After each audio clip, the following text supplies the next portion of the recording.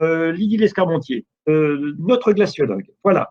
Alors là, c'est intéressant parce que vous avez évidemment, avec l'Office for Climate Education, vous avez beaucoup travaillé avec les enfants. Et donc, vous voyez différentes opportunités. Dites-nous ce que vous voyez, chère Lydie, en ce moment avec les jeunes. C'est quoi leurs préoccupations et vers quoi ils accrochent pour eux aussi, peut-être parfois sans le savoir, mais pour essayer de se tracer leur avenir.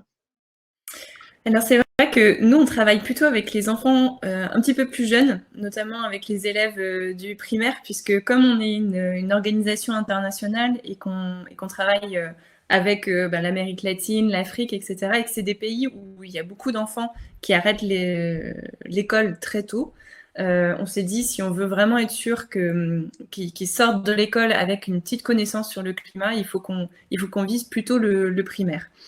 Et c'est vrai que ça a été toujours un petit peu notre philosophie dès le départ, mais on s'est dit on ne peut pas enseigner le changement climatique à des enfants sans passer à l'action, sans parler des solutions, sans leur montrer que c'est possible, qu'ils peuvent vraiment avoir un impact. Et c'est vraiment en lien complètement avec le concours qu'on a eu tout à l'heure et la remise des prix.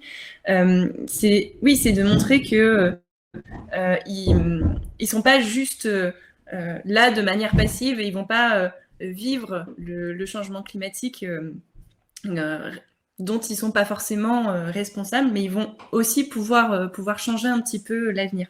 Et c'est vrai que ça fonctionne déjà très très bien et même avec les tout petits, ça évite en fait ce catastrophisme, cette angoisse. Ils Oui. voient que tout de suite, toute cette énergie et peut-être cette anxiété, ils peuvent la passer dans une action. Donc ça, c'est très positif.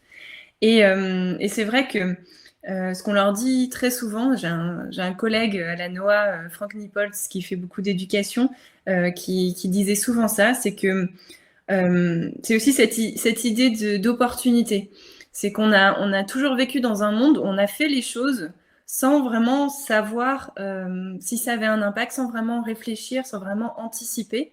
Alors qu'aujourd'hui, on doit complètement repenser notre action, revoir ce qu'on fait avec cette idée d'anticipation, avec l'idée aussi qu'on ne va pas juste lutter contre le changement climatique, on peut aussi améliorer en fait le monde. Et là, il y a plein de choses à faire quand on travaille sur le développement durable, sur la justice climatique de manière générale.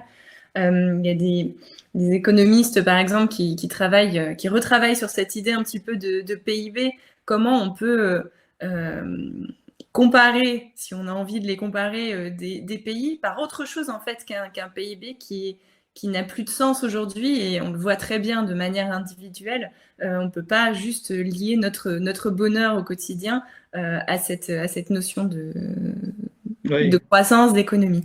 Donc ça, moi, c'est quelque chose que j'aime bien mettre en avant parce que ça montre que effectivement le chantier est énorme. On a énormément de choses à faire, à revoir, mais par contre, c'est positif. Et ce que je trouve aussi très intéressant aujourd'hui, c'est ce qu'on voit aussi avec ces projets, c'est qu'en fait, ces enfants, ces élèves, ils ont une connaissance beaucoup plus systémique en fait de notre lien avec la Terre. Ils reconnectent aussi, puisque on a un impact en fait sur le système planétaire.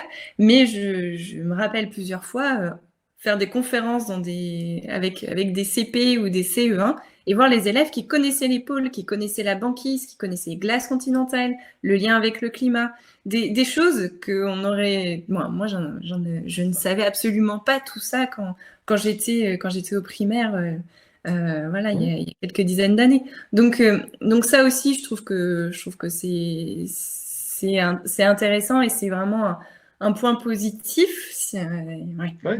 parmi tout le reste, Ouais, mais il disons. faut les Mais mettre se en dire avant, que vous avez raison, hein. Oui. c'est aussi une compréhension un petit peu plus de qui nous sommes en fait dans cette terre. Sur Alors, cette...